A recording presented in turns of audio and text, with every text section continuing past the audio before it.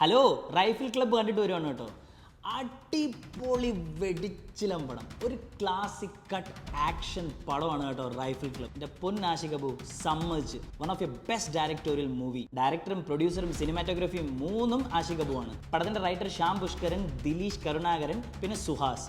അടിപൊളി റൈറ്റിംഗ് ആണ്. ഒരു 1990s കാലഘട്ടമാണ് കാണിച്ചിരിക്കുന്നത്. കുറെ നസ്രാണി അച്ചായന്മാർ നടത്തുന്ന റൈഫിൾ ക്ലബ്ബ്. ആർട്ട് വർക്ക് ഒക്കെ വേറെ ലെവലായിട്ട് ചെയ്തിട്ടുണ്ട് കേട്ടോ. എല്ലാ ആക്ടേഴ്സും അവരവരുടെ പാട്ട് നന്നായിട്ട് ചെയ്തിട്ടുണ്ട്. ചിലവർക്ക് ചെറിയ പോർഷനെ കിട്ടിയിട്ടുള്ളൂ, പക്ഷെ അതും വൃത്തിയായിട്ടാണ് ചെയ്തേക്കുന്നത്. പ്രത്യേകിച്ച് എടുത്ത് പറയേണ്ടത് ദിലീഷ് പോത്തേട്ടനാണ്. എൻ്റെ പോത്തേട്ട super, one of your best performance in Malayalam industry.